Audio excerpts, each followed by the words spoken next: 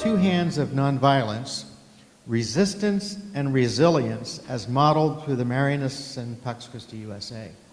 There are two wonderful little cards in the back here. Don't miss those resources. One is called The Vow of Nonviolence, and another is called A Prayer for a Federal Budget that Offers Bread, Not Stones. Good luck with that, right? Thank you for encouraging us, and thank you for coming this morning.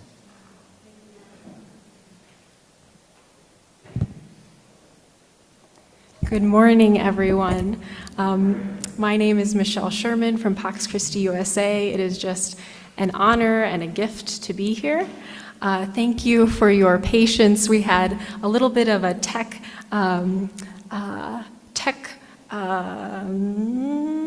moment. So we thank very much our tech crew back there. Thank you, Christian.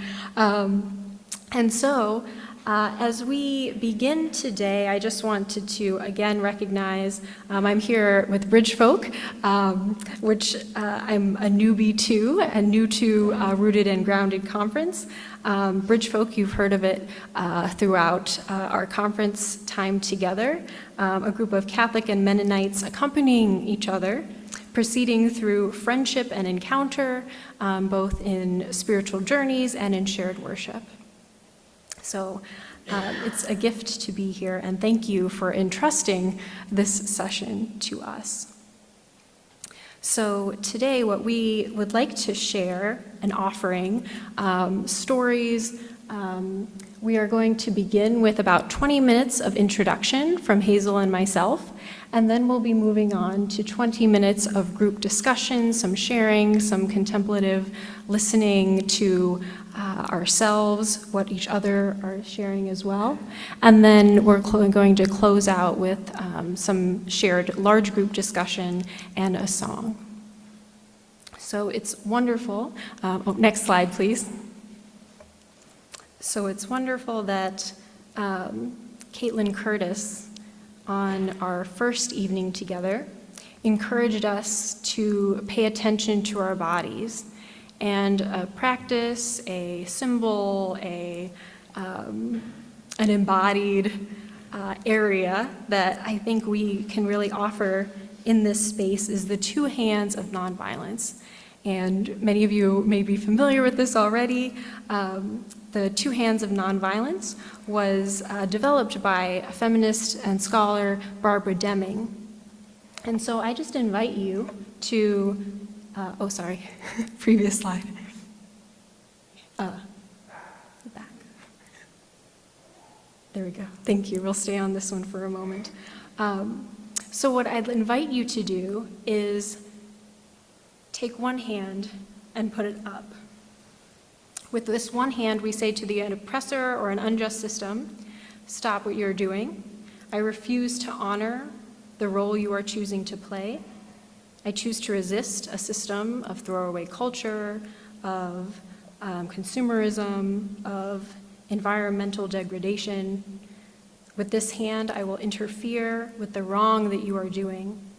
I want to disrupt the easy pattern of your life.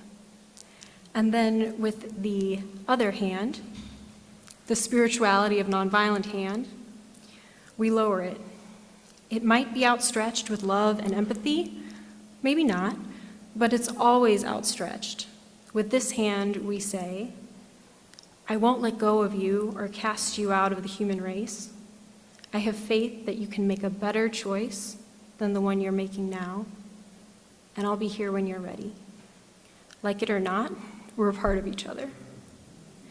And so this image, this very embodied practice, is something that both illustrates objective nonviolent action, stop, and also constructive nonviolent action, offering an alternative.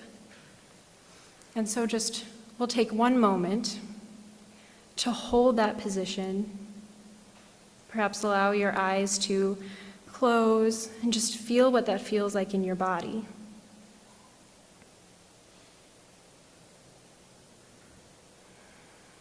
Breathing in and out.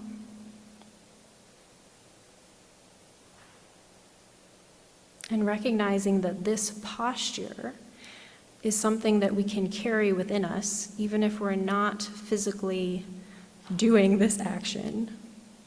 But what it feels like to both have that, what Gandhi calls the most powerful force in the world, the force of nonviolence of no, and here's an alternative.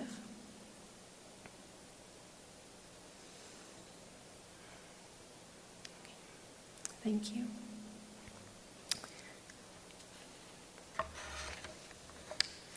So I'm here representing Pax Christi USA. Thank you. And I put this slide up because Pax Christi USA is a membership organization of Catholic sisters, lay priests, bishops, people, practitioners, advocates that are working on peace that is not just the absence of war, but the presence of justice, and structures that make for a lasting and just peace, addressing economic and racial justice, migration, nuclear disarmament, environmental justice, restorative justice, peace, education, and all of that couched within the spirituality of nonviolence through an anti-racist lens. So I think it's important to recognize the many faces and labor and work that goes into this community. Next slide, please. We're made up of about 150 local, state, and regional chapters across the US, and we have a few members in Canada as well, including our Pax Christi Young Adult Caucus, which is the group that I work for, peace individuals, peacemakers in their 20s and 30s, our Pax Christi Anti-Racism Team, which was established in 1999, Bread Not Stones working group. Thank you, Ron, for mentioning our prayer card. It's all about redistributing the military budget for things that actually make for genuine peace. Indigenous Solidarity Working Group, Nuclear Disarmament Working Group, and our Palestine Working Group. And we see all of these issues as connected through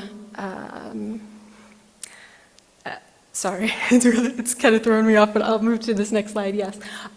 So we're part of Pax Christi International, which again is an international organization of Pax Christi groups. I know the writing is very small. I just offer it as sort of a visual impact of how Pax Christi groups are present in Africa, the Americas and the Caribbean, Europe, Middle East, and Asia Pacific. And so recognizing that we're part of a global community working for peace. We can move on to the next slide. I wanted to share just briefly two examples of climate justice that have come up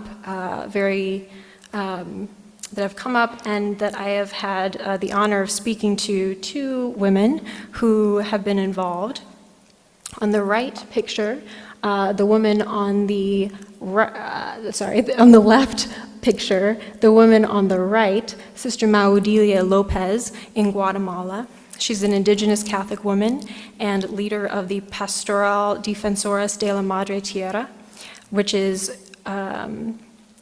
been fighting against destructive practices and mining of the company Goldcorp. And they actually brought a case against Goldcorp and won. And then on the right, we have mothers in Puno, Peru.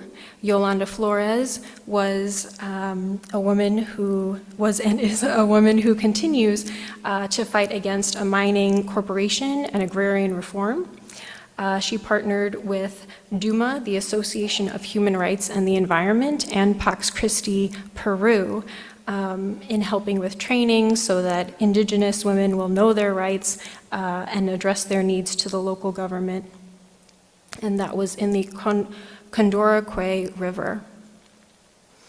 And so again, we see the intersection of ecological devastation and land rights of the indigenous peoples. We can go to the next slide. Another graphic that has a lot of words, but I just offer it because I think within nonviolence work there can be this sense that nonviolence is passive, it's not acting, but actually nonviolence is very active. It's the power of love and action, resisting and disarming violence, healing relationships, fostering reconciliation, justice, and peace through nonviolent means. It is a spirituality, a universal ethic, a way of life, and a method for change. And so this graphic came from Pax Christi International, which is heading up an initiative right now called the Catholic Nonviolence Initiative, which is very specific in that it's trying to get the institutional Catholic Church to reclaim a teaching of gospel nonviolence and to incorporate it at every level. So that group is made up of theologians, peace practitioners, people who are in this room have contributed as well. And what I love about this model of nonviolence is it shows that it addresses both direct violence, physical, and systems of violence, all the isms, racism, misogyny, and cultural violence as well. So we see here how MLK talked about the three violences of poverty, militarism, and racism. It is all addressed within this model of nonviolence. Next slide. This is the second card that Ron mentioned, the vow of nonviolence. So I really encourage you to take one of these. I'm not going to read it through, but it shows just how powerful this claiming of nonviolent living has the capacity to affect every decision that we make. And so Pax Christi members are encouraged to take this vow, inspired by the Sermon on the Mount. So it's wonderful that we're here in the chapel of the Sermon on the Mount. We're encouraged to take this vow once a year on the World Day of Peace, January 1st. Although we have many members who take it every single day. Next slide.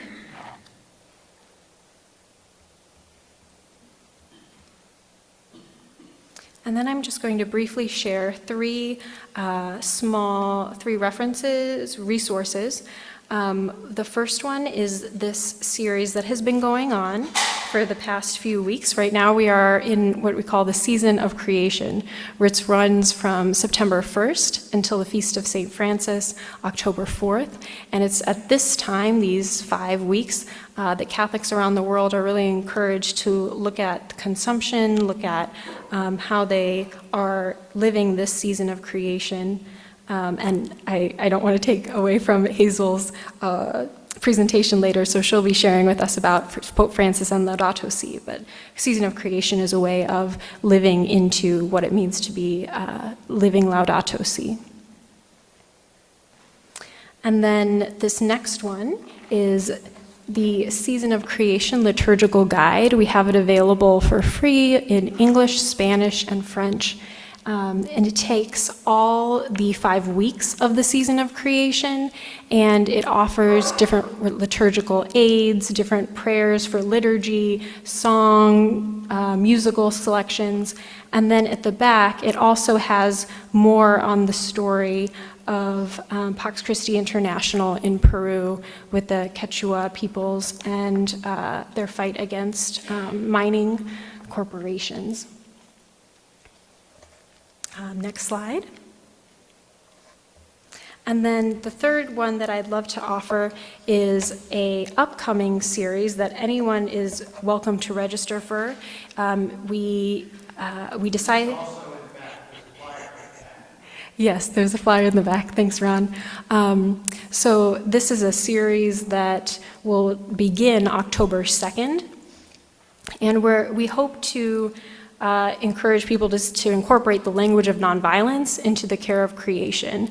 And so we have pretty amazing speakers lined up. Each evening has a different theme. I'd like to call your attention to our second week. We have Sharon Levine, who is a Goldman Environmental Prize winner. She successfully stopped Formosa Plastics, a $1.25 billion plastics plant from being created and built on the Mississippi River in Louisiana.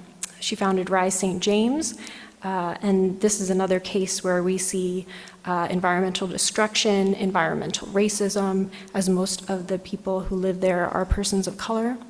And it has been nicknamed Cancer Alley because of the amount of cancer and illness from the ecological devastation.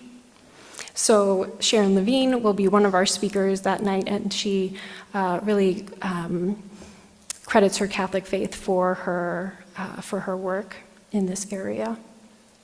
And so I encourage you to sign up for any of those. And with that being said, I'm going to pass it over to Hazel Franco, who represents the Marianist province in the US. And she's going to share with us some more specific examples of how the Marianists have followed and implemented Laudato Si and Care for Creation at an institutional level. Thank you.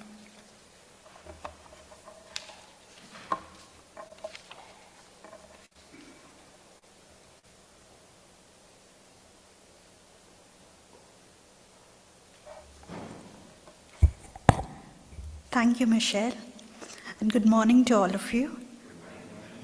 My name is Hazel Franco, and I'm happy to be here and give this presentation on the Marianist Family Encounters Project, a recent initiative of the Marianist family in the United States, which is part of the Catholic Church. The Marianist family has 3 founders who lived through the French Revolution. Their names are Blessed Father William Joseph Chaminade, Blessed Mother Adèle de Barthes de Tranquillon, and Venerable Marie-Thérèse de Lameris, who was a French woman. The Marianists are present in several countries across Europe, Asia, North America, South America, and Africa. Now, the Marianist Encounters Project is a combination of 2 initiatives launched by Pope Francis. The first is the Global Compact on Education, or the GCE, launched in 2019, and the second is the Laudato Si Action Platform, LSAP, which was launched in 2021.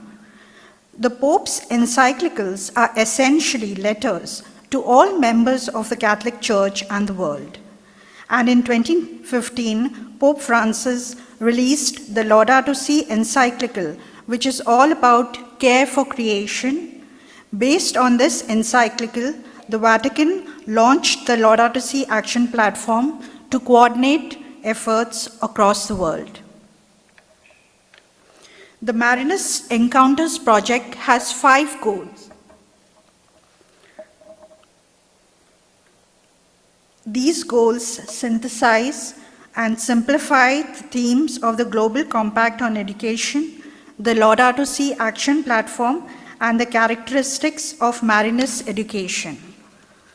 The first goal is promote justice, peace, and integrity of creation. The second goal is transform through integral ecology. The third goal is listen and educate in faith. The fourth goal is foster sustainable lifestyles. And the fifth goal is empower through family spirit. Here are some examples of the Marianist encounter across our Marianist ministries. In Dayton, Ohio, around 1,900 solar panels were installed this year on the Marianist property of Mount St. John in order to make the property energy neutral. On the same property, we have the Meek Center, which stands for the Marianist Environmental Education Center, a leading voice in environmental advocacy and education. The center hosts a wide range of programs and workshops that promote the message of the Laudato Si, as well as services such as selling native plants, hosting nature walks, and supporting local vegetable gardens such as the Mission of Mary, a Marianist layperson-led cooperative farm. The 3 Marianist universities are also at the forefront of climate action and social justice, especially aligned with the 17 United Nations Sustainable Development Goals. The first university, University of Dayton in Ohio, is the first Catholic university to divest from fossil fuel. It's also one of the founding members of the Laudato Si Action Platform. St. Mary's University in San Antonio, Texas, was the first in Texas and one of the 133 international universities that joined Pope Francis' call to a 7-year journey of implementing Laudato Si. Chaminade University in Honolulu, Hawaii, houses the CIFAL Honolulu Center, which is part of the United Nations Institute for Training and Research and is the only center in the Pacific region. Now, most Marianist schools have implemented and adopted the Marianist Encounter project in their school plans and activities. Here are some initiatives from different Marianist schools. Benchmarking environmental impact and sustainability initiatives to attain green ribbon status with the US Department of Education. Volunteering at the Animal Defense League, ADL, the San Juan Food Bank, and the Equestrian Therapy Center. Setting up committees on recycling and plastic consumption, toxic technology, sustainable lifestyles, and caring for women and children. Conducting voter registration drives and delivering bottled water after hurricanes. Volunteering at a 5K race to benefit the underserved. Cleaning up trash, pulling weeds, and planting trees on the banks of the Palolo stream in Hawaii. These are only some of the initiatives. There are several more. Now, here are some initiatives by Marianist retreat centers which have integrated climate, ecology, and education into their initiatives. Holding an interfaith retreat for refugees from Afghanistan and Ukraine. Growing produce which is then used locally or given to participants of retreats. Hosting a native plant exhibit every year. Marking the Earth Day by planting trees. Offering opportunities for renewal and fellowship in natural surroundings. Now, the Marianist religious communities have contributed to the Marianist Encounter project by leading by example. So we have many Marianist religious communities practicing recycling, energy efficiency, planting trees, and composting. The Marianist province of the United States has sought to use the power of its investments to push for ESG changes, that is environmental, social, and governance changes within companies it invests. The province has recently invested in green bond companies, sustainability bonds, and social impact bonds in collaboration with the Interfaith Center on Corporate Responsibility. The Marianist Encounter website posts regular learning opportunities on environment, climate, ecology, and education. In conclusion, I would like to share 3 slogans from the Marianist Encounter website. These slogans summarize what the Marianist Encounter project is all about. First, collaborating in Mary's mission to bring Christ to the world. Second, let us nurture Marianist encounters at the intersection of the cry of the poor, the cry of the earth, the gift of our Marianist charism. And finally, a slogan that has resonated with many people is, none of us have to do everything, but all of us are invited to do something. Thank you very much.